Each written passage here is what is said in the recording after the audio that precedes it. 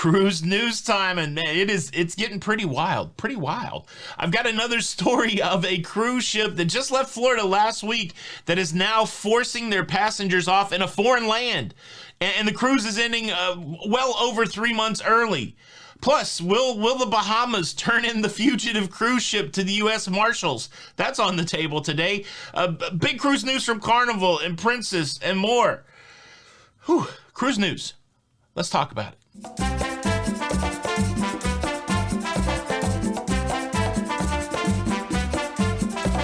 Hey, what's up, everybody? Welcome back to Lido, Loca. I'm your host, Tony, here with the latest cruise news updates. Welcome back to the show. Welcome to Tuesday, the 25th of January, 2022. Man, January flew by, and the news keeps coming in hot and heavy. I got a big old pile of cruise news for you today, and so without much further ado, let's just jump into the cruise news. Cruise news story number one, we have another Crystal cruise ship that just left Florida last week that has decided to dump their passengers off somewhere else. This is an expedition cruise on the Crystal Serenity, and they have alerted their passengers that their 3.5-month cruise is coming to an end on January the 30th. Now, the ship is currently docked in Costa Rica, but on January the 30th, they'll be making their way to Aruba, where they'll be putting the passengers off. So passengers will have to figure out how to get home from Aruba. They were in Cozumel just a few days ago, and this was about the same time that everything was going on with the Crystal Symphony. And a passenger on board said the captain came on and said it's a good thing that we just got out of Cozumel, or they were going to arrest the cruise ship in Cozumel. It was unclear whether or not the captain was serious or joking, but to the passenger, it seemed like an inappropriate joke. I haven't heard anything about Cozumel trying to arrest the Crystal Serenity, but maybe they were just playing off of the other thing. But wow, could you imagine getting on a cruise ship in Miami, expecting 3.5 months worth of cruising, and then all of this happens with Genting and the money running out and Crystal cutting off their cruises, and instead of even getting you back to Florida, they're going to dump you off in the middle of the Caribbean. Now, the passengers in the Bahamas were able to get home. They were ferried from the Bahamas to Fort Lauderdale, and the Bahamian government is speaking out as to whether or not they will be turning in the Fugitive cruise ship, the Crystal Symphony, whether they're going to let the U.S. Marshals come to the Bahamas and seize that. More on that later. Cruise news story number two, Virgin Voyages updating cabins on their cruise ships, all 4 of them. The Scarlet Lady, the Valiant Lady, and the other 2 that are under construction. They will be changing a little bit of their approach to the cruise cabin, making it more of a nautical feel. What's interesting is that since Virgin has been doing their sailings on the Scarlet Lady, one of the more frequent comments about the cabins, maybe not as inviting, maybe not as friendly as they could be, and it does seem like Virgin Voyages has heeded that call, and now they're working on upgrading and changing up their cruise cabin, which I think is going to be cool. I keep hearing great feedback about Virgin Voyages. That's one of the cruise lines I cannot wait to get on, but anybody out there that was concerned about the cruise cabin, well, it's getting a makeover. And so yeah, interesting stuff. Cruise news story number 3, going to be super interesting to people that not only love cruise ships, but also love trains. Trains and cruise ships. It makes me think of Jim Zim. Do you guys know Jim Zim? Trains and cruise ships. American Queen Voyages announcing a partnership with a railroad company, Rocky Mountaineer, to offer pre- and post-cruise luxury packages for people that are going to be cruising to Alaska. Now, this Rocky Mountaineer is a train that travels through the Canadian Rockies. They also travel from Denver up into Utah, and the whole point of this partnership is to get you over to the brand new Ocean Victory Expedition cruise ship that will be leaving from Vancouver, taking passengers into Alaska. The new Ocean Victory holds 186 passengers. This is a small expedition vessel that will be able to get passengers very close to spots in Alaska that you can't get to in a larger cruise ship. American Queen Voyages has labeled this the Landscape and Luxury Rocky Mountain City Stay Package. They start at $3,799 per person, but that gives you a land and sea experience on a small expedition cruise, seeing parts of Alaska that you just can't see on a larger cruise ship. I think this is certainly going to be for some people out there, and it does sound kind of exciting. Would this be something that you would do? Leave a comment below. Cruise news story numero 4. Princess Cruise Line names Chef Rudi Sodamin head of culinary arts. Now, Rudi. You may have heard the name before, Rudi Sea Grill on the Carnival Mardi Gras. You've got the Rudi Celle de Mar restaurants on Holland America cruise ships.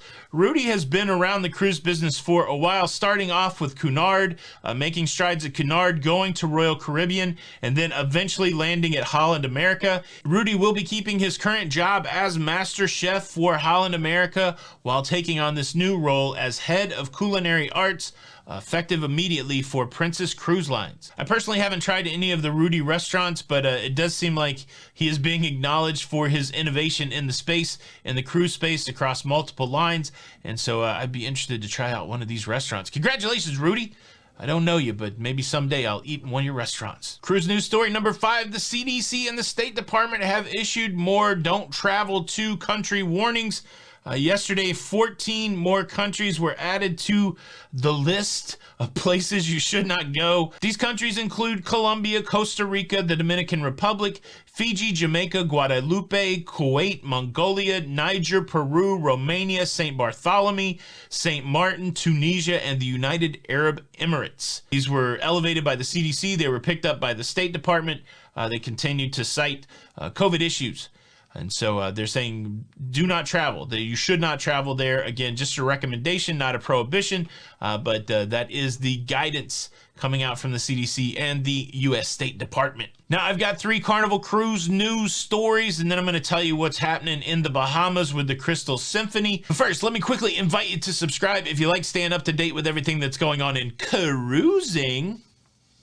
Please consider subscribing with the notification bell on. That way you don't miss out on any of these episodes. Look, we're only a few thousand away from 150,000 subscribers. We would love for you to be a part of that number. Be a part of the Loca fam. We're doing it daily. Please consider subscribing. Tell a friend, share a video, and yeah, hit the subscribe button. It doesn't cost anything, and it really helps us out with YouTube. Thank you in advance. All right, Carnival Cruise news story number 1, the Carnival Liberty. I've been on that ship. The Carnival Liberty has returned to its home in Port Canaveral after a 2-year hiatus. Carnival Liberty came back into service early to help out the ailing Carnival Horizon when her propulsion system broke down. Carnival Liberty went down there to Miami to take passengers on fun cruise vacations, and now they're done in Miami. And just yesterday, they took passengers out of Port Canaveral. That is the Liberty's home port. The Liberty got the new livery, and so you can get on the Liberty with the new livery, and you can do it from Port Canaveral and have a lovely time on the Liberty with the new livery. How much alliteration can we get in there? Look, the Liberty with the new livery.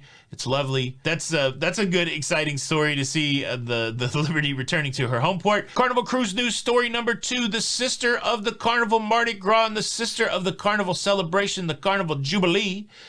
Carnival Jubilee set to enter service in 2023.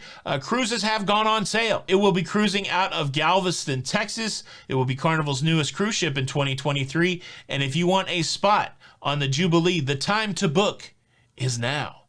It's open. We've already had people booking this morning, and I anticipate that those early cruises probably will sell out. So if you have any mind to get on the Jubilee early to be one of the first passengers to experience that brand new cruise ship out of Texas, deep in the heart, if you are one of those people, make sure that you get your spot reserved today. And look, I might as well say it. If you need any help with your cruise travel, why not reach out to Lido Loca Travel? Why not reach out to Team Jenny B?